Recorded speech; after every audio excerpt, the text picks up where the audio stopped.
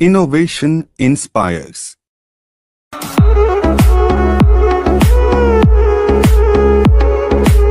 10वां दिन आप बिना रुके, बिना झिझके, साफ और सही अंग्रेजी बोलना चाहते हैं। इस कोर्स का भी यही लक्ष्य है। इसके लिए हम कुछ सुझाव नीचे दे रहे हैं। उन्हें मानकर आप जल्दी और अधिक आसानी से अंग्रेजी भाषा सीख सकते हैं तथा बातचीत में कुशलता और आत्मविश्वास पा सकते हैं। एक बातचीत के लिए एक साथी बनाइए। ध्यान से इसमें दिए वाक्यों को पढ़िए। इस्तेमाल करने के निर्देशों का भी ध्यान रखिए। अब साथी के साथ इन वाक्यों को बोलने का अभ्यास कीजिए। बातचीत प्रश्न उत्तर के रूप में की जा सकती है। गलतियां होंगी, पर निराश ना हो। एक दूसरे की गलती बताकर उसे सुधारने की कोशिश करें। धीरे धीरे गलतियां कम होती जाएंगी और बातचीत की भाषा सुधरती जाएगी। 2. शीशे के सामने बैठकर वाक्यों को बोलिए। सही भाव तथा उच्चारण के साथ बार बार बोलिए। अभ्यास के साथ आपको भाषा, आपका उच्चारण सुधरेगा और आपका विश्वास बढ़ेगा। 10वें दिन के इस भाग में कुछ टेस्ट व कुछ एक्सरसाइजेस दी गई हैं। उन्हें करने से आपका भाषा का ज्ञान बढ़ेगा और आप खुद ही जांच व परख सकेंगे कि आपने कितना सीखा है और कहाँ सुधार की जरूरत है। अभ्यास तालिकाएं, ड्रिल टेबल्स। तालिका 1 और 2 से 24 वाक्य बोलिए। फिर बोलकर किसी दूसरे को उनके अर्थ बताइए। ऊपर की दोनों तालिकाओं के 48 वाक्य सकारात्मक अफर्मेटिव हैं। इनके नकारात्मक नेगेटिव वाक्य बनाने के लिए आप क्या करेंगे? ठीक है, इज, एम और was वर क्रियाओं के बाद नॉट जोड़ेंगे। उदाहरण के रूप में शी इज नॉट रेडी। इसी प्रकार आप दोनों तालिकाओं से नकारात्मक वाक्य बनाएं। तालिका 2 के सकारात्मक अफर्मेटिव वाक्यों के प्रश्नात्मक इंटरोगेटिव वाक्य बनाइए। ऊपर दी हुई तालिका 3 में 64 वाक्य दिए गए हैं। अपने मित्र को तालिका में से पढ़कर सुनाइए। तालिका 4 में 1 और 2 कॉलमों में तोड़कर 10 वाक्य दिए गए हैं। ये वाक्य आपके पिछले पाठों में से लिए गए हैं। इन्हें इस प्रकार जोड़ें कि ये सभी सार्थक वाक्य बन जाएं। फिर उनका अनुवाद कीजिए। अभ्यास प्रैक्टिस पहला दिन 1। इन वाक्यों में कुछ गलतियां हैं। गलतियां सुधारिए और वाक्यों का अभ्यास कीजिए। Good night uncle, how are you? शाम 6 बजे। Is he your cousin brother? She is not my cousin sister. Good afternoon my son. प्रात 9 बजे। Good morning mother. 2 बजे दोपहर। 2. इन वाक्यों के अंग्रेजी और हिंदी के रूपों पर ध्यान दीजिए और समझिए कि दोनों भाषाओं के वाक्यों के वचन नंबर में क्या अंतर है। 1. पिताजी आए हैं। Father has come. 2. Sharma ji अभी अभी गए हैं। Mister Sharma has just left. 3. उन्होंने आपको फिर बुलाया है।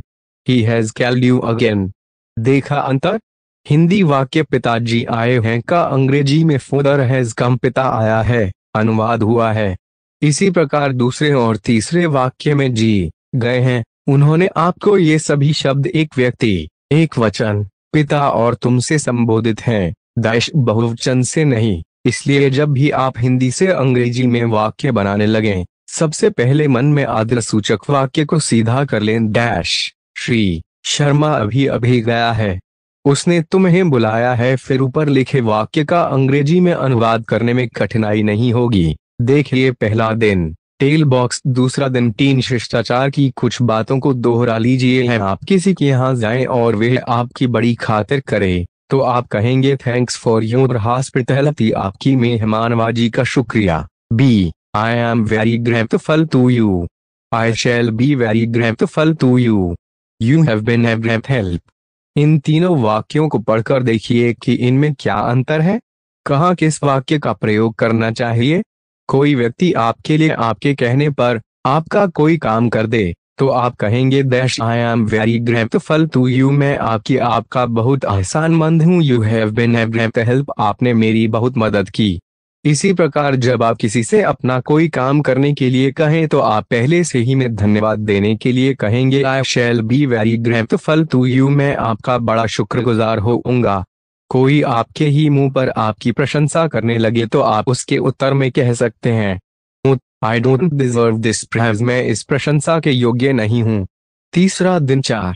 इन शब्दों पर ध्यान दीजिए। दैश है गाद, गादस, बी गुड, गुड्स, ये 2 जोड़े हैं। गाद अर्थात परमात्मा, खुदा या ईश्वर। गाद अर्थात उनके देवता।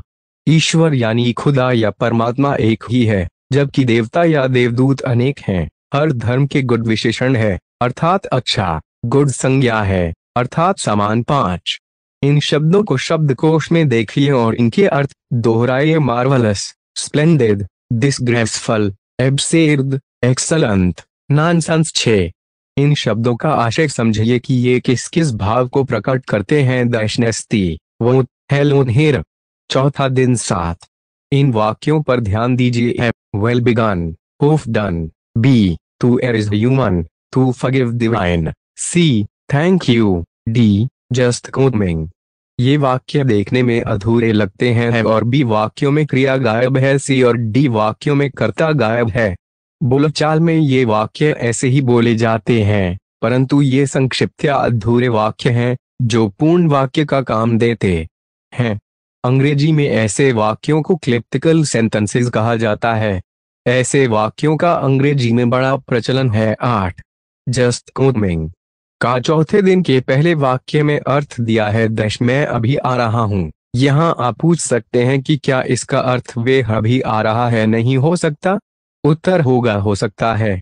ठीक है, मान लीजिए कोई आपके घर आए और आपसे आपके भाई के बारे में पूछे।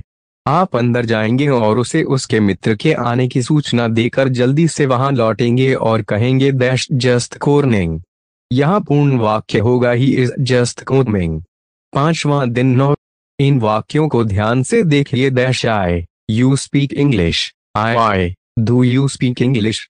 पहला सकारात्मक पॉजिटिव वाक्य है, दूसरा प्रश्नात्मक इंटरोगेटिव। पहले वाक्य में 2 स्पेशल सहायक क्रिया आरंभ में जोड़ने से प्रश्नात्मक वाक्य बन गया है। ऐसे ही 2 और में भी सहायक क्रियाएं जोड़कर नीचे लिखे वाक्यों से प्रश्नात्मक वाक्य बनाइए और उन प्रश्नात्मक वाक्यों का अर्थ हिंदी में भी लिखिए। Dash 1 you go to school. 2 you play hockey. 3 she is back from office at संध्या 6 बजे। 4 mother takes care of her children. 5 they good for the morning walk. 6 I would have work hard. 10 प्रश्न 11 में छपे सकारात्मक वाक्यों का हिंदी में अनुवाद कीजिए। 11 वर्तमान काल को अन्य स्पेशल सहायक वर्ब्स में से कुछ विशेष है। Is, am are has, have नीचे दिए वाक्यों में इन्हीं का प्रयोग हुआ है। The moon is shining. Is the moon shining. We are listening to you. Are we listening to you.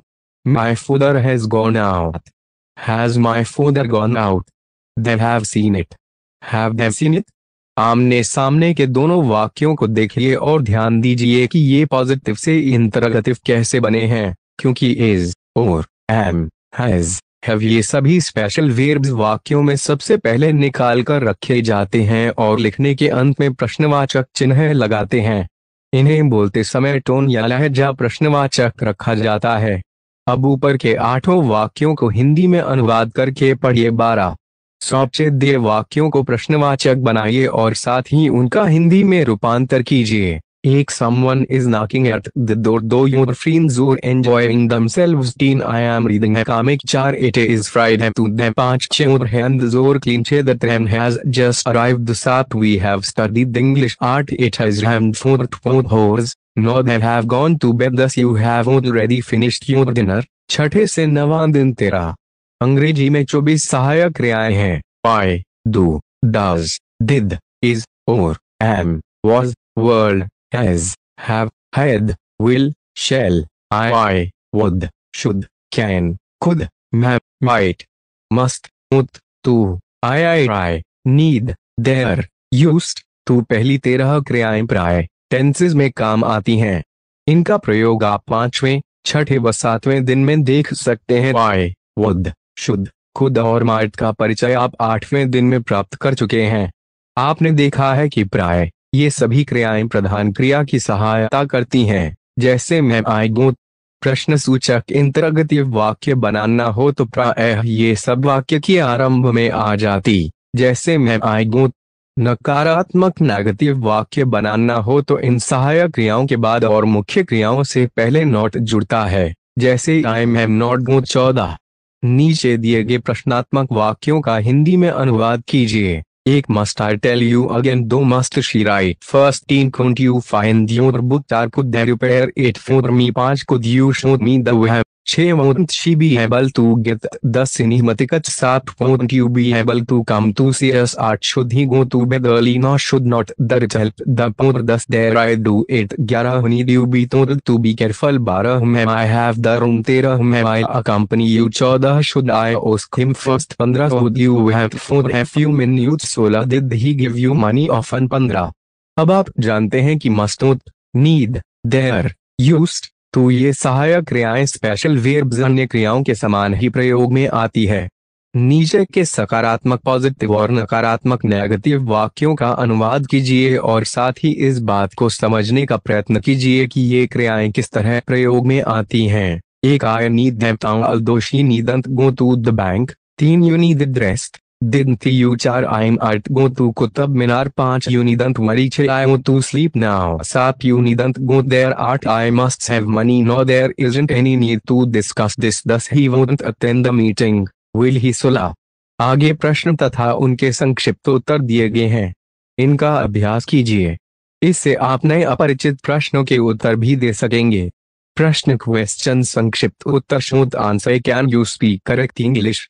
Note I want to do, will you speak to her? Note, I won't. 3 could they have gone there alone? Yes, they could have. 4 should I wait for you at the station? Note, you shouldn't. 5 does she tell a lie? Note, she doesn't. 6 do you speak the truth? Yes, I do. 7 may we go now? Yes, you. 8 may want you off to the market? Yes, I was. No, hadn't she finished her work? Yes, she had. Thus must they work hard? Note, they needn't. 17 प्रश्नों का उत्तर दो प्रकार से दिया जा सकता है। दशेक पूर्ण कंप्लीट रूप से, 2 संक्षिप्त रूप से। उदाहरण के लिए, can do you read English? Question, yes I read English. Complete answer, B yes I do. Short answer. आम बातचीत में संक्षिप्त उत्तरों का प्रयोग करना ठीक रहता है। जब कभी हम जल्दी में होते हैं, फोन पर बात करते हैं या दुकान पर ग्राहकों के प्रश्नों का उत्तर देते हैं, ये संक्षिप्त उत्तर हो अधिक स्वाभाविक और अच्छे लगते हैं। इससे बातचीत को गति बढ़ती है और समय की बचत भी होती है। अब नीचे दिए गए वाक्यों से संक्षिप्त उत्तर वाक्य बनाइए। 1 नोट, रात 1 बजे not going there. 2 yes I have written to her. 2 note, she has not replied to my letter. 3 yes madam I won't come early. 5 yes I have chat. 6 yes world, I was reading a book while walking. 7 note, I had not gone to cinema. 8 note, I shall not plan on. Note, we shall not be coming again and again. 10 note, she will not have gone. 18 नीचे दिए हिंदी के वाक्यों का अंग्रेजी में अनुवाद कीजिए, फिर नीचे उल्टे छपे अंग्रेजी अनुवाद से मिलान कीजिए। 1 क्या तुम जानते हो? 2 आप उसे जानते हैं क्या? 3 क्या आप उनका पता जानते हैं? 4 चोट तो नहीं आई है? 5 तुम्हें कुछ और कहना है? 6 क्या आप नाराज हैं? 7 क्या आप बाजार जा रहे हैं? क्या टमाटर ताजे हैं? 9 क्या उसने तुम्हारा मकान देखा है? 10 क्या उसका कोई पत्र आया है? 11 क्या वह आपको जानता था? 12 क्या आपने दवा ली? 13 कुछ मिला तुम्हें क्या? 14 मैं कुछ निवेदन करूं? 15 सब ठीक ठाक है? 16 क्या यह सच है? 17 क्या वह आपको जानती है? 18 क्या अब मैं घर जाऊं? 19 क्या हम यह पत्रिका आपके लिए मंगवा दें? 20 क्या आप एक कृपा करेंगे? 21 आप सैर करने चलेंगे? 22 क्या यह बस मद्रास होटल रुकेगी? 23 क्या उसे बुलाऊं? 24 क्या उसे मिलने जाऊं? 25 क्या तुम एक दिन नहीं रह सकते? 26 क्या तुम अपनी पुस्तक एक सप्ताह के लिए नहीं दे सकते?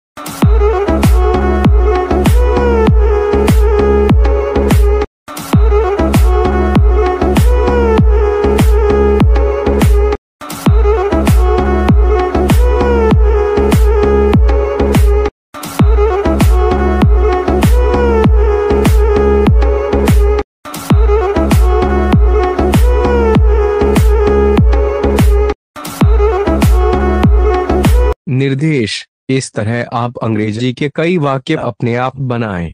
आप मित्रों और परिचितों के साथ इन्हें बोलने का अभ्यास कीजिए।